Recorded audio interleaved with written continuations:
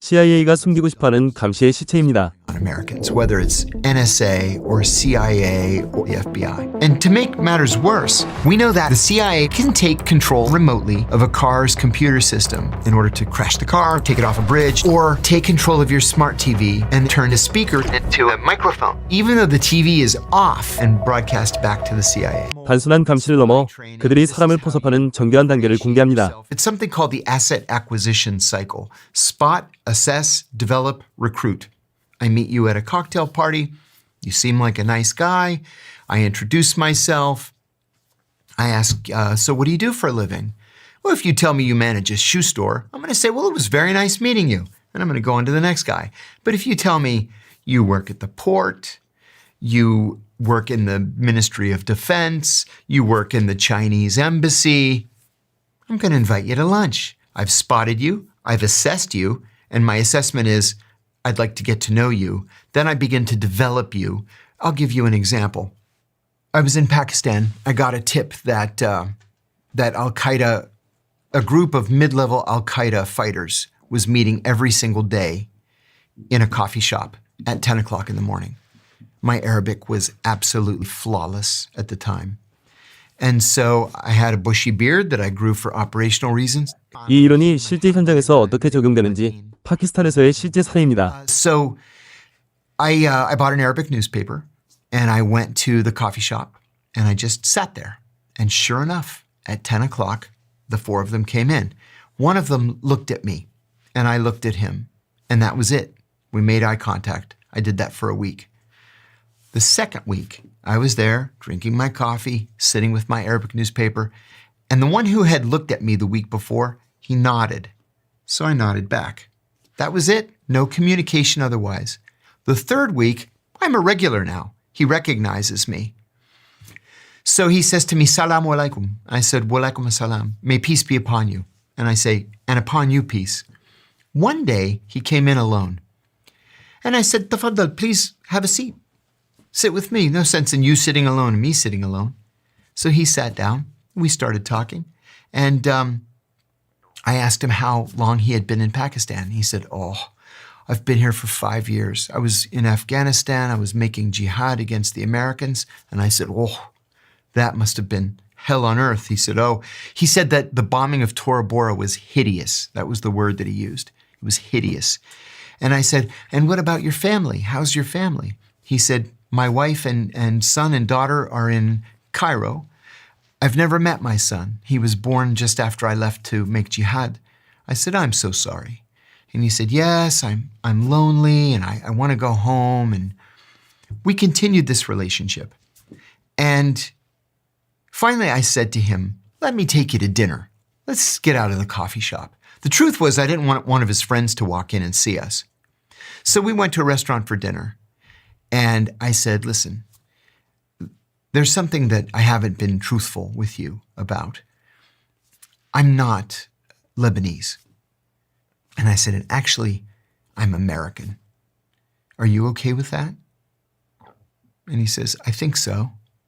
I said, well, actually, I'm a CIA officer. And he says, okay. 그들이 상대를 완벽히 낚기 위해 사용하는 핵심 기술은 무엇일까요? And the word that they use at the CIA for the hook is a vulnerability. And it's not really a vulnerability in every case. Now, 95%, studies have been done about this internally at the CIA, 95% of the people who agree to become spies for us do it for the money, right? It's a simple cash transaction. You give me money, I'll give you secrets. 95%. 적이 아닌 친구로 다가가는 것, 그것이 스파이의 진짜 능력입니다. And I said, before you go, I have to ask you, why did you agree to give me this information? I mean, presumably I'm the enemy. And he said, I've been here 5 years, and you're the first person who ever asked me about my family. So I said, best of luck. Never saw him again. That's the job. 하지만 때로는 임무보다 소중한 신념을 위해 모든 것을 걸기도 하죠. And you went to prison for blowing the whistle. I did. And I would do it again tomorrow. I really would. You know, I was giving an interview to the BBC the day after I got out of prison. They were the first outlet to ask for an interview. And so I gladly gave it to them. And the interviewer said, kind of perturbedly, "You're not showing any remorse or contrition?" And I said, "No, I'm not remorseful. I'm not contrite. I would do it again. I would let them send me to prison again because it was the right thing to do." And you were a spy in the CIA? Yeah, I was quite an accomplished spy in the CIA. I spent 15 years in the CIA. The first half of my career was in analysis, and I got bored, frankly. 이제 우리 삶을 변화시킬 그가 던지는 마지막 메시지에 집중해 보시죠. And the question left for you is, what's something you stopped doing that improved your life more than anything you started? Feeling sorry for myself. I'll be honest with you. I have struggled with depression my entire life. And after my second divorce, I went through this period where I couldn't pull myself out of bed in the morning because I felt so sorry for myself. Because of the divorce, or because of your life, or because... The whole thing. I believed I was just a loser. I was in my 50s, unemployable, convicted felon, barely able to make ends meet, worried about where my rent was coming from one month to the next. And then I thought, fuck you. What's wrong with you? You don't have to answer to anybody. And I told myself no more feeling sorry for myself. I was going to go make a career on my own. And so I knew I would never work for government again. I knew I would never work in corporate America again. So I decided I'm going to do what I'm good at.